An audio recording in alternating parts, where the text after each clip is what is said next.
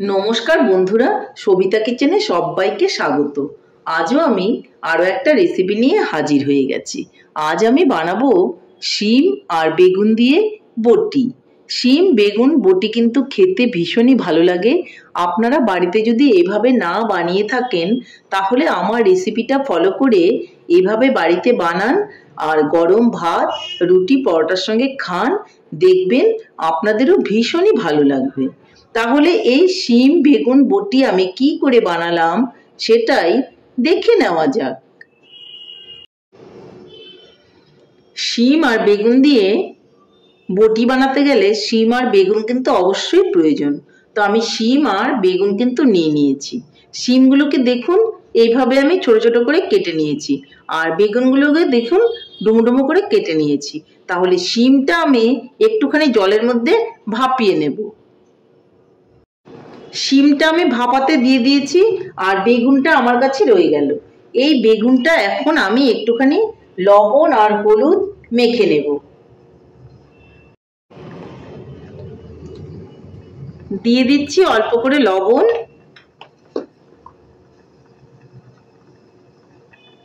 অল্প করে হলুদ। খুব ভালো করে আমি এটাকে মেখে নিচ্ছি।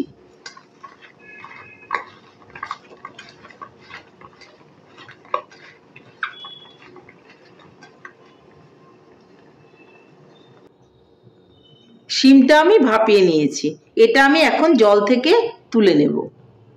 শিমটাকে দেখুন আমি সেঁকে নিয়েছি। এখন আমি চলে যাব উনানের দিকে। এদিকে আমি উনানে একটা কড়াই বসিয়ে দিয়েছি আর দিয়ে দিব আমি সরষের তেল।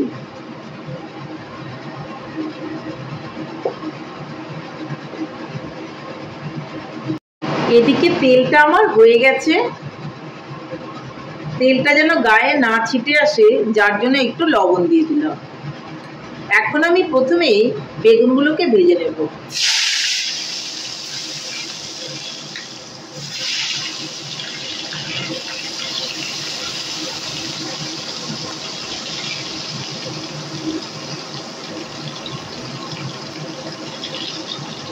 খুব ভালো করে লাল লাল করে ভেজে নেব।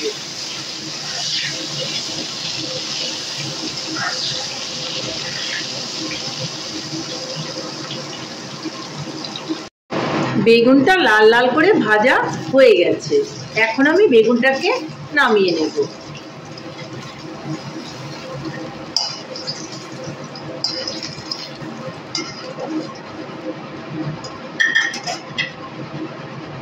এই তেলের মধ্যেই আমি এখন শিমগুলোকে দিয়ে দেব।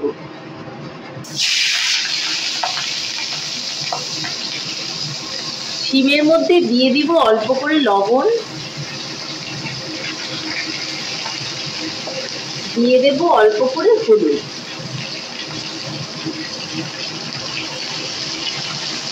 ভালো করে একটু নেড়ে চেড়ে দেব।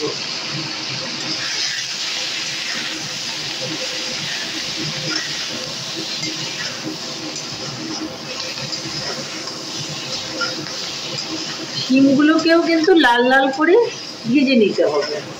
শিম বটি করার জন্য শিমটাকে অবশ্যই একটু ভাপিয়ে নেবেন, তাহলে খেতে ভীষণ ভালো হবে।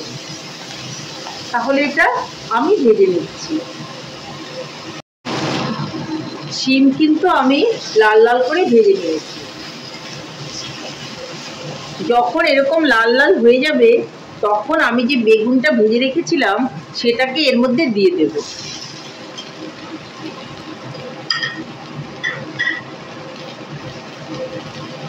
আবারও একটু নেড়ে চেড়ে দেব। এই সময়ে আমি শিম বেগুন বটির মধ্যে একটু ধনেপাতা কুচি দিয়ে দেব, তাতে খেতে ভীষণই ভালো লাগবে। তাহলে ধনেপাতাটা আমি কেটে দিয়ে দিচ্ছি। ধনেপাতাটা একটু বেশি দিলে খেতে ভালোই লাগবে। এটাও নেড়ে চেড়ে দেব।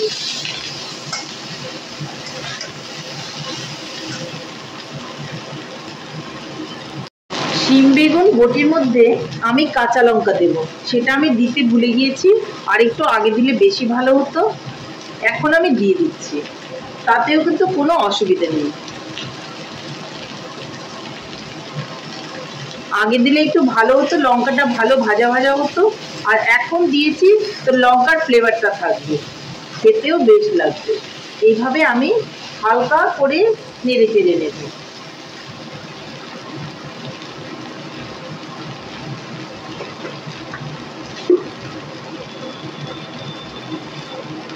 এখন আমি এর মধ্যে দিয়ে দিব অল্প করে চিনি।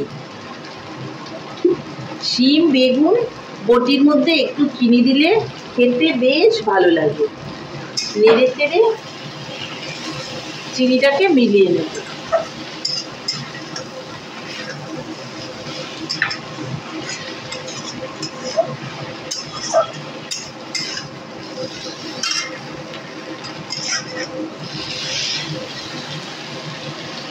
শিম আর বেগুন বটি কিন্তু আমার ফাইনালি রেডি হয়ে যাচ্ছে। এখন আমি এটাকে নামিয়ে নেব। তাহলে বন্ধুরা, আমার রেসিপিটা কেমন লেগেছে?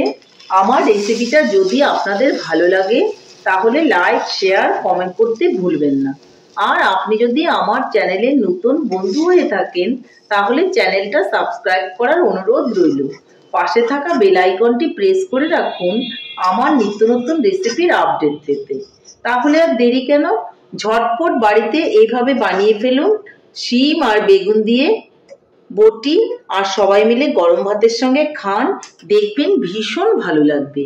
এই শিম আর বেগুন বটি কিন্তু রুটি পরোটার সঙ্গেও ভীষণ ভালো লাগে, আপনারা একবার খেয়ে দেখতে পারেন। তাহলে ঝটপট বানিয়ে ফেলুন দেরি না করে, আর সবাই মিলে খান, খেয়ে বলুন কেমন হয়েছে। নমস্কার, ভালো থাকবেন, সুস্থ থাকবেন, আবার দেখা হবে আরও একটা রেসিপির সঙ্গে।